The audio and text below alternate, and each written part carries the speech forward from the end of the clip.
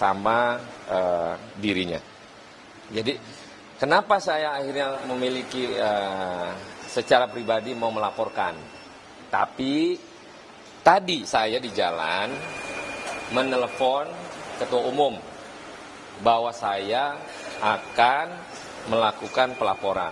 Tapi Pak Surya memerintahkan kepada saya untuk tidak boleh melaporkan yang bersangkutan. Jadi saya ini sebenarnya udah siap, udah melaporkan. Tapi tadi perintah ketua umum untuk tidak boleh melaporkan yang bersangkutan.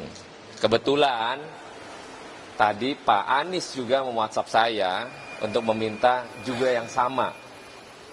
Pak Anies pengen fokus ke depan ini dalam rangkaian pemenangan, dalam strategi pemenangan Capres 2024. Jadi dalam hal ini juga saya menjelaskan kepada teman-teman, mengklarifikasi bahwa apa yang disampaikan Pak SBY yang tadi saya sebutkan tidak benar.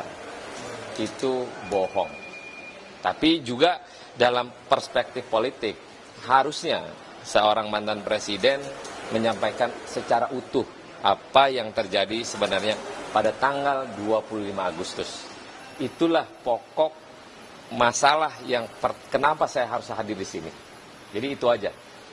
Cuman karena perintah ketua umum Pak Surya mengatakan tidak boleh, maka saya urungkan niat untuk tidak jadi melaporkan Pak SBY.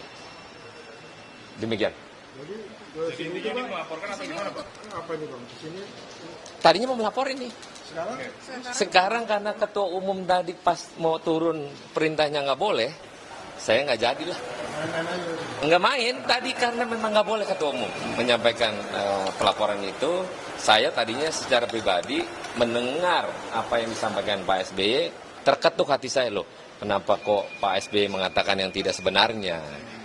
Tapi saya mesti klarifikasi karena saya di dalam ruangan itu selama 2 jam menerima cerita tentang proses Pak SBY waktu 2004. Jadi gitu teman-teman, saya mengklarifikasi karena perintah ketua umum tidak boleh melaporkan, saya urungkan niat untuk tidak jadi melaporkan Pak SBY.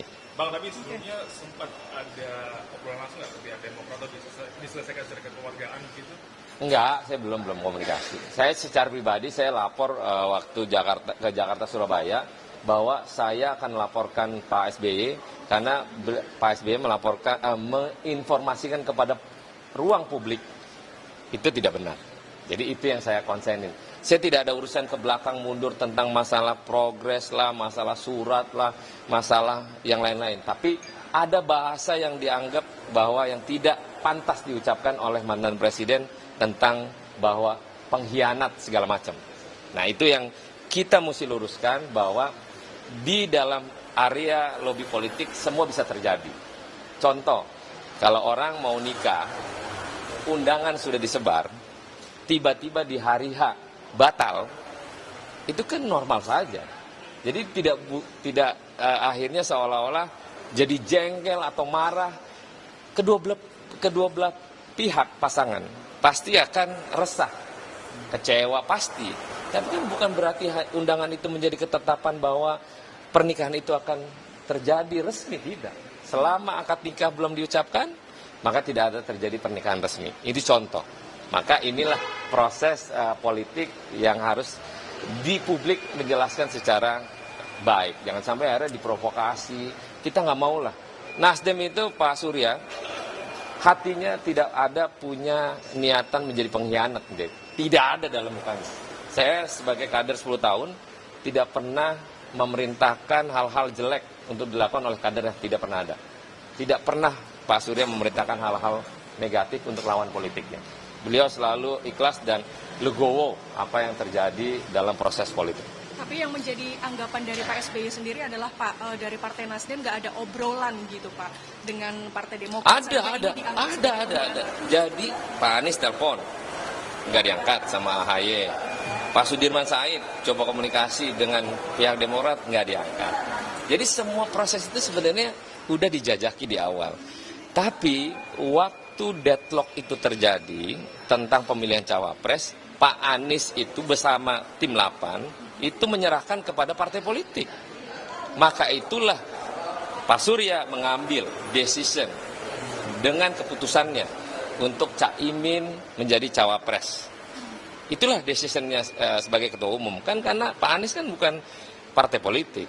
Nah, dari situlah sebenarnya komunikasi terkait dengan prosesi Pak Surya Paloh ketemu Majelis Suro misalnya, ke komunikasi. Jadi tidak ada isu bahwa tidak ada komunikasi, bohong itu.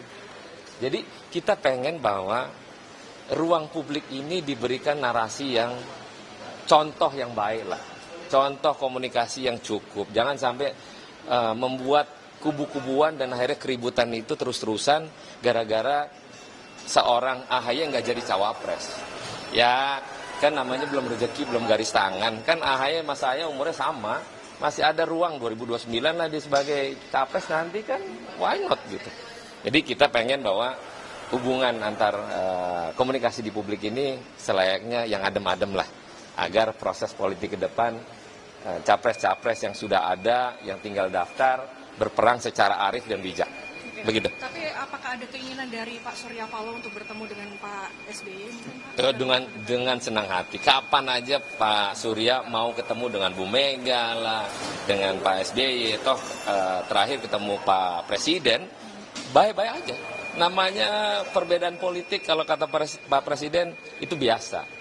Tapi bukan akhirnya menjadi kebencian seseorang kepada lawannya. Nggak boleh. Kita pengen bahwa Republik ini tidak ada narasi-narasi yang kiranya membuat situasi tidak baik. Begitu.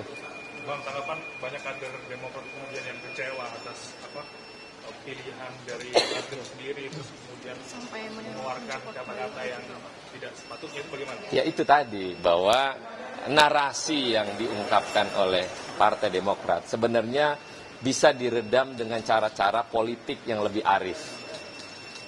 Contoh misalnya, kayak Pak Surya, disikat sana sini, kan nggak ada tuh melawan dengan kapasitas bahasa-bahasa yang keluar misalnya ya, pembohongan, pengkhianat, atau enggak contoh misalnya belum jadi pemimpin aja sudah berkhianat. Lah gimana kita menjustifikasi seorang yang narasi lobi politik lagi berproses? Kalau belum ada tanda tangan kedua belah pihak atau ketiga partai koalisi secara resmi memilih cawapres, mestinya juga jangan kepedean. Kita kan harus ya bismillah lah. Kalau garis tangannya AHY akan menjadi cawapres kemarin, dia tidak akan lari. Tapi kan karena ini intuisi seorang Pak Surya Paloh lebih tajam karena beliau makan politik itu hampir 50 tahun. Jadi kita berharap bahwa jangan ungkapkan narasi-narasi yang akhirnya memprovokasi masyarakat atas kebencian yang tidak berdasar. Begitu. Ya? Sebelumnya rencananya itu pasal UU ITE, Bang ya? Undang-undang ITE. Tapi mengurungkan niat karena tadi pas mau turun Pak Surya mengatakan sudah kau nggak boleh melaporkan seseorang, sudah kau balik kantor katanya. Berarti penegasan lagi aja Pak, untuk pengkhianatan itu nggak ada ya? Nggak ada. Kan normal lah, politik kan berbeda pandangan, berbeda lobby, berproses itu kan semua berjalan sampai titik daftar capres-cawapres nanti. Jadi semua itu masih dinamis. Jadi demikian, terima kasih teman-teman. Oke. Udah nyebar undangan ya? Udah nyebar.